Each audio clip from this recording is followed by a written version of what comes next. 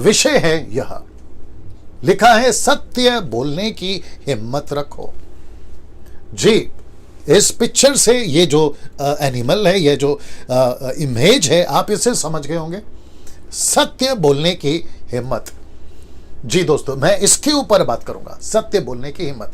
Now इस विषय को मैंने क्यों चुना, मैं ये विषय आपके बीच में क्यों रख रहा हूं और मैं इस पर बात क्यों कर रहा हूं, क्योंकि आज की तारीख में इस हिम्मत की हम सभी को जरूरत है। ऐसे हिम्मत की हम सभी को जरूरत है। जो पास्टर अभी देख रहा है उसको ऐसे हिम्मत की जरूरत है। जो चर्च के मेंबर अभी देख रहे हैं उनको इस हिम्मत की जरूरत है। जो क्राइस्ट फॉलोवर्स है, जो यीशु के अनुयायी हैं, उनको इस हिम्मत की जरूरत है। और आज के 21वीं सदी में मॉडर्न चर्चेस में, जहां सब कुछ वचन को जो है तोड़ मरोड़ कर, मैनिपुलेट कर कर, ट्विस्ट कर कर पेश किए जा रहे हैं, उसके बीच में ऐसे हिम्मत की जरूरत है। और जिसके लिए मैंने टाइटल रखा है, टॉपिक रखा है, सत्य बोलने की हिम्मत रखो। इस पे बात करने पर हूं ना दोस्तों। इसको सपोर्ट करने के लिए या फिर इसको मजबूत करने के लिए स्टेटमेंट को एक वचन है जो आपके बीच में रख रहा हूं। आइए देखते हैं कौन सा, ये वाला, पहला पत्रस 4:11, 1 पीटर चैप्टर 4 वर्स 11, लिखा है यदि कोई बोले तो ऐसा बोले मानो परमेश्वर का वचन। इसका मतलब है कि जब आप कभी बोलते हो तो आपको ऐसा बोलना है मानो आप परमेश्वर का वचन बोल रहे हैं। यीशु, आपको याद होगा, यीशु के बारे में एक चलन प्रचलित थी। वो क्या चलन था कि यीशु जब भी बोलता है अधिकार से बोलता है। सी दैट इमेज, वो इमेज को देख लीजिए। यीशु जब भी बात करते थे अधिकार से बात करते थे। पतरस ने जब बात करी अधिकार से बात करी, जिसके चलते 3000 विटनेस थे जिन्होंने कहा कि पतरस जब तू प्रचार कर रहा था तो तेरे शब्द हमको भेद रहे थे, छेद रहे थे, your word was penetrating our hearts. और जब पौलुस प्रचार करता था तो कैसे प्रचार करता था, बड़ी हिम्मत से। पहली सदी की कलीसिया नहीं डरती थी सत्य बोलने पे, वचन को बोलने पे। पहली सदी की कलीसिया छोड़िए, आपकी पिछली पीढ़ी यानी कि 18वीं 19वीं 20वीं सदी तक जो मिशनरी थे, जो प्रभु के लोग थे, जो क्राइस्ट फॉलोवर थे, वो ऐसा दहाड़ते थे, वो ऐसा बोलते थे। और आज भी 21वीं सदी में कुछ 10% लोग बचे हैं भारत में, विश्व में, जो ऐसा सत्य बोलते हैं, जो दहाड़ते हैं, जो सत्य बोलने की हिम्मत रखते हैं। और मैं चाहता हूं कि मसीह मंथन का जितने मेंबर्स हैं, मेरी कलीसिया ग्रेस मिनिस्ट्री के जितने भी मेंबर्स हैं, जितने मुझसे जुड़े हैं, और साथ ही साथ जितनों का मैं मेंटर हूं या मैं मेंटरिंग करता हूं, उन सभी को मैं कहना चाहता हूं कि सर, हम सभी को सत्य बोलने की हिम्मत रखना होगा। चर्च को चर्च से, चर्च के पास्टर को चर्च में बोलने की हिम्मत, मेंबर को पास्टर को बोलने की हिम्मत, हम सभियों को संसार को बोलने की हिम्मत। जहां सत्य है, सत्य को ऐसा बोलो मानो परमेश्वर का वचन है। क्या बात है, सी दैट नाउ। इसका मतलब है कि हम सभी को परमेश्वर के वचन का प्रचार करते वक्त में किसी के बाप से डरने की जरूरत नहीं है, क्योंकि सत्य है। और लिखा है ना यूहन्ना 8:31 और 32 में, सत्य को जानोगे तो सत्य तुम्हें आजाद करेगा। मैंने नहीं डाला, आप लोग उसको पढ़ लीजिएगा बाद में, ठीक है ना।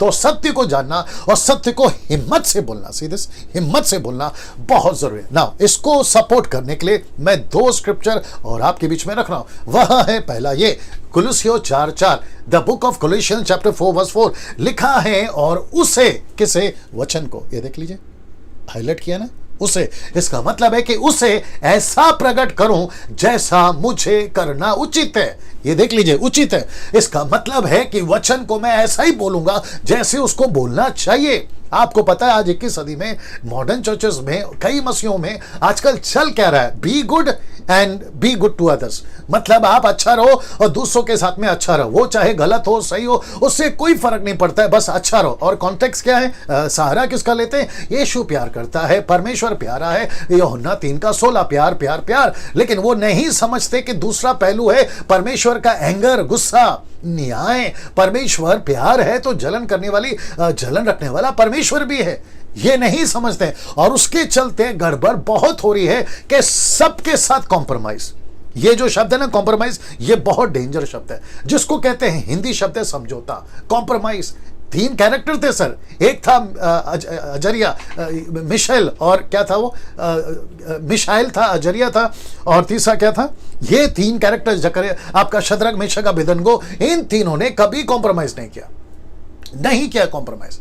तो इसका मतलब क्या है, इन सभी को पता था कि मूर्ति के सामने नहीं झुकना है, मूर्ति की आराधना नहीं करना है। दानियल कभी कॉम्प्रोमाइज नहीं किया, जिसकी स्टडी मैं भी दे चुका हूं, इसलिए उनके सब एग्जाम्पल्स दिमाग में भी चल रहे हैं।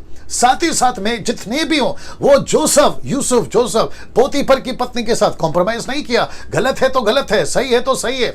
वैसे ही हम सभी को सीखना होगा क्या सही है क्या गलत है, और उसे ऐसा ही प्रकट करें जैसा उसको करना उचित है ना। दोस्तों, ये दूसरा स्क्रिप्चर एक्ट चैप्टर 4 वर्स 29, प्रेरितों का 4 का 29 लिखा है कि अब हे प्रभु उनकी धमकियों को देख। किसकी धमकियां? शास्त्री फरीसियों की। उनकी धमकियों को देख और अपने दासों को यह वरदान दे। कौन से दास थे? यूहन्ना और पतरस। अपने दासों को यह वरदान दे कि तेरा वचन, सी दिस वन, तेरा वचन बड़े हियाव से सुनाए। हियाव का मतलब है बोल्डनेस, बोल्डनेस का मतलब है हिम्मत। ऐसे हिम्मत के साथ में मैं वापस आपको वो पिक्चर दिखा देता हूं, ये वाला। सत्य को बोलने की हिम्मत रखो, सत्य को बोलने की हिम्मत रखो। वाह! मैं आज सभी से पूछना चाहता हूं जो अभी वीडियो देख रहा है, मेरी बहन तुमको पूछना चाहता हूं, मेरे बच्चों तुमको पूछना चाहता हूं, कलीसिया के लोगों तुमको पूछना चाहता हूं, पास्टर्स मैं तुमको पूछना चाहता हूं, क्या सत्य को बोलने की हिम्मत है आप में? अगर नहीं है तो प्रार्थना में बैठो और कहो कि प्रभु मैं कभी लाइफ में कभी किसी के साथ कॉम्प्रोमाइज नहीं करूंगा। जहां बात आती है सत्य की तो मैं हिम्मत के साथ बोलूंगा। मैं चर्च के मेंबर अभी रखूंगा, मैं स्लाइड को रखूंगा। चलिए काम करता हूं, मैं वहां पर सीधा मुद्दे पर आ जाता हूं। लेकिन आपको एक स्लाइड, ओ सॉरी, ये वाला स्लाइड, ये वाला लिखा है, कौन सा है? हाँ, ये वाला लिखा है, वचन का सत्य बोलने के लिए किसी से डरने की जरूरत नहीं है। मुंबई के भाषा में किसी के पाप से डरने की जरूरत नहीं। कब? जब आपके पास में सत्य का वचन है। तो इसका मतलब है कि आपको ये जो स्लाइड है आपको ये बताता है कि वचन का सत्य अगर आपके पास में है तो आपको किसी से डरने की जरूरत नहीं है। वो चाहे आपका क्या कहते हैं ऑफिस का बॉस हो, आपका बिजनेस पार्टनर हो, आपके रिलेटिव्स हो, आपके चर्च के पास्टर हो, आपके चर्च के मेंबर्स हो, आपके घर के माता पिता हो, भाई बहन हो, आप जो भी कहीं भी जैसे भी हैं, आपको अगर सत्य पता है यही वचन है, वो कॉन्टेक्स्ट किसी का भी हो, कॉन्सेप्ट कोई भी क्यों ना हो, आपको अगर पता है कि ये सत्य है तो बिंदास बोलिए, बिना डर के बोलिए, क्योंकि हिम्मत रखना है सत्य को बोलने के लिए। ठीक है ना दोस्तों? ना मैं चाहता हूं कि कुछ कैटेगरीज आपके बीच में रखूं। सबसे पहले ये वचन को पढ़ लेते हैं। मत्ती 7 का 37 ओके 5:37, मैथ्यू 5:37 लिखा है, परंतु तुम्हारी बात, ये देखिए ना कितना खूबसूरत है, लिखा है कि परंतु तुम्हारी बात हाँ की हाँ और या ना की यानी कि नहीं की नहीं, क्योंकि जो कुछ इससे अधिक होता है वह बुराई से होता है। तो यीशु ने क्या कहा? जहां हाँ है वहां हाँ बोलो, जहां ना है वहां ना का नहीं, नहीं का ना, जो भी ठीक समझे आप लोग। ठीक है ना? तो जहां पे ठीक है उसको कहो ये ठीक है, जो गलत है उसको कहो गलत है, डंके की चोट पे बोलो, कोई जरूरत नहीं डरने की। ठीक है ना? क्योंकि जो इससे अधिक होता है लिखा है कि वो बुराई से होता है। जब आप यहां पे फेर बदल करते हो ना, नहीं को हाँ, हाँ को ना, यशाया 5:20 आपको याद होगा, वहां लिखा है कि जो हाँ को ना और ना को हाँ बोलता है वो श्रापित है। जो हाँ को ना और ना को हाँ कहता है ना वो श्रापित है। द बुक ऑफ आइज़ाया चैप्टर 5:20 वहां लिखा है। तो इसका मतलब है कि यीशु मसीह का सीधा स्टेटमेंट है कि जो गलत है वो गलत है, जो सही है वो सही है ना। मैं कैटेगरी रख रहा हूं, इसको देख लीजिए। सबसे पहले चर्च का सेवक चर्च के सदस्यों से हिम्मत के साथ में सही बोले। ये गलत है चर्च के लोगों, तो हिम्मत रखो। कुछ लोग क्या करते हैं पता है, क्योंकि पास्टर को पता चलता है। अब ये जजमेंटल स्टेटमेंट नहीं है, बात को समझो, खबरदार करने वाली बात है, होशियार करने वाली बात है, जिसके चलते मैं बोल रहा हूं। कुछ सेवक, कुछ पास्टर्स क्या करते हैं, अगर चर्च का मेंबर थोड़ा सा अमीर है, रिच है, पैसा ज्यादा देता है, ऑफरिंग ज्यादा देता है, तो उसको करेक्शन कम करते हैं। लेकिन जो गरीब है, कम पैसे देता है, कम ऑफरिंग देता है, उसको जबरदस्त करेक्शन करते हैं। ये गलत है, वो गलत है। प्रश्न उठता है फिर यहां सेवक क्या कर रहा है? अपने चर्च के सदस्यों के साथ कॉम्प्रोमाइज कर रहा है, अपने चर्च के सदस्य के साथ में गड़बड़ कर रहा है। फिर ये वचन वापस आ जाएगा कि हाँ का हाँ और ना का ना कहां जा रहा है। इसलिए यीशु ने कहा कि जहां हाँ है वहां हाँ करो और जहां ना है वहां ना करो या नहीं करो। ठीक है ना? तो वापस कहता हूं कि चर्च का सेवक चर्च के सदस्यों से हिम्मत रखे। गलत है सर, आपका ₹1,00,000 ऑफरिंग आता है तो भी तुम गलत हो। आप चर्च को कितना डोनेशन देते हैं उससे कोई फर्क नहीं पड़ता, लेकिन तुम यहां गलत हो। दारू पीते हो मतलब गलत हो, व्यभिचार करते हो मतलब गलत हो, गलत बिजनेस कर रहे हो मतलब गलत हो। वो पैसा किस काम का जिससे परमेश्वर खुश नहीं है? आपके चर्च में ₹1,00,000 कोई डोनेशन दे रहा है, वो पैसा किस काम का जो गलत है? तो गलत को गलत बोलिए सेवक को। मैं वापस कहता हूं, आप कोई भी सेवक हो, देसी हो, विदेशी हो, इंटरनेशनल हो, नेशनल हो, आप छोटे हो, बड़े हो, मेगा चर्च हो, या फिर आपका छोटा चर्च हो, साइकिल वाला पास्टर या फिर BMW वाला पास्टर, मैं उन सभियों को कहना चाहता हूं, कभी कभी चर्च के मेंबरों के साथ में, सदस्य के साथ में कॉम्प्रोमाइज नहीं करना। जहां गलत है वहां गलत बोलने की हिम्मत रखो, जहां गलत है वहां गलत बोलने की हिम्मत रखो। दूसरा कैटेगरी, चर्च के सदस्यगण। सदस्यगण से मतलब है चर्च के मेंबर्स, चर्च के मेंबर्स। उन सभियों को चर्च के सदस्यगण, चर्च के सेवक से क्या बोले? हिम्मत बोले, हिम्मत रखे सत्य बोलने की। हाँ, कुछ सदस्य या कुछ चर्च के मेंबर्स अपने पास्टर को करेक्शन करने से डरते हैं। पता है क्यों? क्योंकि उनको लगता है कि बाइबल कहती है सेवकों के अधीन रहो। सेवकों के अधीन रहना बहुत जरूरी है, इब्रानियों किताब उसका 13 का 17 बहुत जरूरी है। लेकिन ऐसे सेवक के अधीन नहीं रहना है जो सेवक खुद ही गलत है। हाँ, खुद ही सेवक गलत है। ऐसे सेवक के अधीन रहने के लिए मैं सदस्यगण को कहना चाहूंगा, जहां सेवक गलत है उसको जाकर कहिए, प्यार से कहो, जैसे कहो तैसे कहो, चर्च के लोगों को इकट्ठा करके कहो, लेकिन कहो कि सर यहां आप गलत है। जब सेवक को मैं कह रहा हूं कि सदस्य को करेक्शन करो, तो मैं सदस्यगण को भी कहूंगा कि अपने सेवक को करेक्ट करो, क्योंकि सेवक को अपनी पीठ नहीं दिखती कि उसके पीछे क्या चल रहा है या उसके पीछे क्या कचरा गिरा है। सदस्य को दिखती है, वो सदस्य सेवक को करेक्शन करे। अगर सेवक करेक्ट करने को तैयार है, करेक्शन लेने को तैयार है, तो भला, हाँ, तो ठीक है, गड़बड़ नहीं है। लेकिन अगर सेवक करेक्शन लेने को तैयार नहीं है, तो सदस्यगण को प्रार्थना करना है कि ऐसे सेवक के साथ क्या करे, चर्च में रहे या ना रहे, चर्च में जाए या ना जाए, चर्च को छोड़ दे, दूसरा चर्च ज्वाइन करे, उसको प्रार्थना पूर्वक अपना निर्णय लेना है। क्योंकि किसी सेवक की गलती के चलते मैं सदस्यगण को बोलूंगा, और जो कि बहुत गंभीर है, तुम नरक क्यों जाओ, तुम नरक क्यों जाओ। एक सेवक की गलती के चलते तुम नरक क्यों जाओ। अगर सेवक गलत है तो सदस्य को करेक्शन करना है, अगर सदस्यगण गलत है तो सेवक को करेक्शन करना है। दोनों रखा है सर, दोनों रखा है। अब ये आता है तीसरा, लिखा है, और चर्च के सेवक और चर्च के सदस्यगण अगर संसार में गलत दिखता है, पड़ोस में, संसार में, आप उसको कहिए ये गलत है, पिक्चर गलत है, सांसारिक बातें गलत है, शराब गलत है, व्यभिचार गलत है, मूर्ति पूजा गलत है, ये गलत है, ये गलत है। ऐसा बोलने की हिम्मत रखिए। वो पोस्टर वापस दिखा देता हूं, ऐसा बोलने की हिम्मत रखिए, ऐसा बोलने की हिम्मत रखिए, ऐसा बोलने की हिम्मत रखिए, क्योंकि आपके पास सत्य है। अभी नहीं बोलोगे तो कब बोलोगे। अच्छा, कुछ लोग क्या बोलते हैं मालूम है, पास्टर डैनियल, अगर हमने कहा ना तो रिश्ता खराब हो जाएगा। वाह रे भैया, अगर रिश्ता खराब हो जाएगा उससे तेरे को वो तकलीफ है, तेरा रिश्ता प्रभु से खराब हो रहा है, उसकी चिंता तुझे नहीं है। रिश्ता किसके साथ ठीक रखना है? रिश्ता सबसे पहले प्रभु के साथ ठीक रखना है। तुम क्या चिंता करते बैठे हो? अगर पास्टर को कहूंगा तो पास्टर नाराज हो जाएगा, मुझे चर्च से निकाल देगा। आपको चर्च से निकाल सकता है, लेकिन क्या होगा अगर यीशु तुझे स्वर्ग से निकाल दे तो?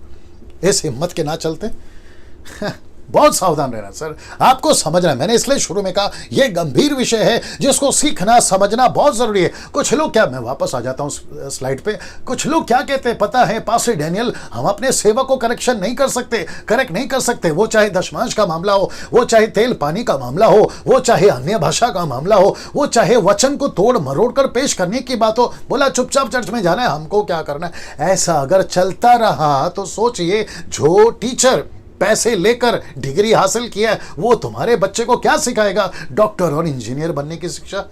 वहां पकड़ते हो ना कि टीचर जब खुद ही गलत है तो बच्चों को क्या सिखाएगा? वहां पकड़ते हो, डॉक्टर को पकड़ते हो, डिग्री लिया है पैसे लेकर, तो ये इंजेक्शन ऑपरेशन क्या करेगा? क्योंकि फर्जी डॉक्टर है। वैसे ही मैकेनिक फर्जी है, इंजीनियर फर्जी है। अगर इंजीनियर गलत निकला तो ब्रिज का काम तो बेड़ा गर्क कर देगा, कई लोगों का हादसा हो जाएगा। वैसे ही सेवक अगर गलत निकला तो पूरे चर्च को ले डूबेगा, और अगर चर्च गलत निकला तो फिर सेवक को समझना है कि मैं ऐसे चर्च में क्यों रहूं। मैं दोनों की बात कर रहा हूं। मैं वापस कहता हूं, सत्य बोलने की हिम्मत रखो। वैसे ही संसार में भी आपको अपनी एक आइडेंटिटी रखनी है। आप मसीह लोग हैं सर, आप मसीह लोग हैं, कॉम्प्रोमाइज मत करिए, कॉम्प्रोमाइज मत करिए। बड़े ध्यान से सुनिए। अभी तो खैर लॉकडाउन चल रहा है और मुझे नहीं पता कि इलेक्शन जब आएगा तो क्या होगा। चर्च के लोग संसार में मिल जाते हैं। कांग्रेस पार्टी आती है तो उससे पैसा लो, उसके साथ कॉम्प्रोमाइज। बीजेपी आती है तो उसके साथ कॉम्प्रोमाइज। समाजवादी पार्टी आती है तो उसके साथ कॉम्प्रोमाइज। झाड़ू वाला आता है, मतलब आम आदमी पार्टी, उसके साथ कॉम्प्रोमाइज। और उसके चलते चर्च मिक्स हो रहा है संसार से, और संसार मिक्स हो रहा है चर्च से। सेवक मिक्स हो रहे संसार से, और चर्च के सेवक क्या कहते हैं, मेंबर, सदस्यगण, वो मिक्स हो रहे संसार से। अब मुझे बताइए फिर सत्य कहां गया? हाँ, सत्य कहां गया सर? और ऐसी हिम्मत कि गलत को गलत और सत्य को सत्य को, गलत को गलत और गलत सही को सही, ये कब बोलना सीखोगे? ये इंपॉर्टेंट है ना। और उसी के चलते मैंने ये बीच में आपकी बात को रखी है ना। इसको देखिए दोस्तों, अगर सदस्य गलत है तो बोलो, अगर सेवक गलत है तो बोलो, अगर संसार गलत है तो बोलो ना। एक छोटा एग्जाम्पल देता हूं क्योंकि वीडियो को मैं ज्यादा लंबा नहीं खींचूंगा। वो एग्जाम्पल है ये, गिनती की किताब उसका 25 का 11। एक व्यक्ति था, मैं रख दिया उसका, हाईलाइट कर दिया। एक व्यक्ति था और उसका नाम है पिनहास। ये किसका पुत्र था? एलियाजर का। एलियाजर किसका बेटा था? हारून का। ये देख लो। तो इसका मतलब है कि पिनहास हारून का पोता, या फिर ऐसे कह लो कि हारून उसका दादा, और बीच में था ये एलियाजर और उसका बेटा पिनहास। अब आप पूछोगे कि पिनहास ने क्या किया, तो इसका 1 से पढ़िए, 25 का 1 से पढ़िए, जहां पे इजरायलियों ने मूर्ति पूजा की अविश्वासियों के साथ जाकर, अविश्वासियों के साथ में गलत काम किया, व्यभिचार किया, मूर्ति पूजा किया। और जब ये हो रहा था तो परमेश्वर की जलन उठी, और उस जलन के चलते जब परमेश्वर गलत को गलत, सही को सही बता रहा था, एक व्यक्ति, इजरायली व्यक्ति जाकर किसी अविश्वासी लड़की के साथ में जब वो गलत काम कर रहा था, तो पिनहास उठा और उसने जाकर उसका कत्ल कर दिया, उसको मार दिया पूरे इजरायलियों के सामने। तब जाकर ये वचन 11 आया, लिखा है हारून याजक का पोता, हारून याजक का पोता, एलियाजर का पुत्र, जिसे इजरायलियों के बीच मेरी सी जलन उठी है। अच्छा, ये स्टेटमेंट किसका है? परमेश्वर का। कहता है मेरी सी जलन। इसका मतलब है कि पिनहास को परमेश्वर का गुस्सा एहसास हुआ, परमेश्वर का जलन एहसास हुआ, परमेश्वर की तड़प एहसास हुई, परमेश्वर का एंगर उसको दिखा। उसको लिखा है कि उसके अंदर मेरी सी जलन उठी है। उसने मेरी जलाहट को उन पर से यहां तक दूर किया कि मैंने जल कर उनका अंत नहीं कर डाला। मतलब पिनहास ने उस लड़के को कत्ल कर दिया, उस व्यक्ति को मार दिया, जिसके चलते परमेश्वर का जलजला शांत हुआ, नहीं तो पूरे इजरायलियों को खत्म कर देता। कौन? परमेश्वर। सो ये लड़का जिसका नाम है पिनहास, इसके अंदर क्या थी बात? कौन सी बात थी? उसके अंदर ये बात थी, वापस दिखा देता हूं। उसके अंदर ये बात थी, ये वाली बात। उसको हिम्मत था गलत को गलत और सही को सही बोलने की। Can you believe this? वाह, कैसा लग रहा है दोस्तों? कैसा लग रहा है? कमेंट्स बॉक्स में जरूर बताएं। क्या सीख रहे हैं आप लोग? जरूर बताएं। फेसबुक पे जब ये चलेगा, मैं उन सभी फेसबुक वालों से कहना चाहता हूं जो हजारों में मुझे लोग देखते हैं, मैं उन सभियों को कहना चाहता हूं कि सर वक्त आ गया है, हिम्मत रखो सत्य बोलने की। चर्च में गलत हो रहा है ना, गलत को गलत बोलिए, सही को सही बोलिए। यदि कोई बोले तो ऐसा बोले मानो परमेश्वर का वचन। और जिसके चलते मैंने इस लड़के का आपको इंट्रोडक्शन करवाया, मैं अभी समाप्ति पर भी आ गया हूं, मैंने इस लड़के का आपको इंट्रोडक्शन करवाया। आपको समझना बहुत जरूरी है। चर्च में गलत दिख रहा है, गलत है सर, पास्टर जी ये गलत है, पास्टर को बोलना है, चर्च के मेंबरों ये गलत है, संसार को बोलना ये गलत है। जिसके चलते ये देख ले, जहां गलत है और वचन के खिलाफ है, सत्य बोलने की हिम्मत रखो। मैं रिपीट कर देता हूं, जहां गलत है, वचन के खिलाफ है, वहां पर आपको बोलना बहुत जरूरी है। आपको बोलना बहुत जरूरी है। आपको बोलना बहुत जरूरी है। क्या सीखा आज आपने? सत्य बोलने की हिम्मत रखो। हिम्मत, बोल्ड, करेज वो रखिए। तेल गलत है तो बोलो तेल बेचना गलत है चर्च में। अगर रुमाल बेच रहे हैं तो बोलिए रुमाल बेचना गलत है। अगर पानी की बोतल बेच रहे 200-200 रुपए में, तेल की बोतल 200-200 रुपए में, और इजराइल से कोई प्रकार का शॉल या कपड़ा लेकर आते और चर्च में बेचते हैं, बोलिए पास्टर को ये गलत है, बेच नहीं सकते। आप चर्च को बिजनेस नहीं बना सकते। चर्च का मकसद क्या है? चर्च के मेंबर नहीं बोलेंगे तो बाहर के लोग बोलेंगे। बताइए ना, आप ही लोग, आप ही को तो बोलना होगा। चर्च का पास्टर अगर गलत है तो चर्च का पास्टर के पूरे चर्च के मेंबर ने मीटिंग रखकर बोलना है, पास्टर जी ये वचन के खिलाफ है, यहां हम कॉम्प्रोमाइज नहीं कर सकते। अगर वैसे ही चर्च गलत है तो पास्टर को कहना है अपने चर्च के पुलपिट से कि ये गलत है, व्यक्तिगत काउंसलिंग करो, जैसा तैसा करो, क्योंकि आप सब बर्दाश्त कर लो, वचन के साथ बर्दाश्त नहीं करना, वचन के साथ मिलावट नहीं करना, नहीं तो न्याय के दिन आपको बड़ा जो है उसका क्या बोलते हैं भुगताना भरना पड़ेगा। हाँ, कैसा लग रहा है दोस्तों? वापस कहता हूं, हिम्मत रखो सत्य बोलने की। जहां गलत है वहां गलत है, जो सही है वो सही है। मैं फिर इसके ऊपर और एक वीडियो पार्ट 2 बनाऊंगा, लेकिन जब बनाऊंगा तब बनाऊंगा। लेकिन अभी इसको खूब शेयर करिए, आप लोग खुद भी सीखिए। कभी दब के नहीं रहना, मैं रिपीट करता हूं, कभी दब के नहीं रहना, कभी दब किसी के अधीन में या किसी के गलत तरीके से दब के नहीं रहना।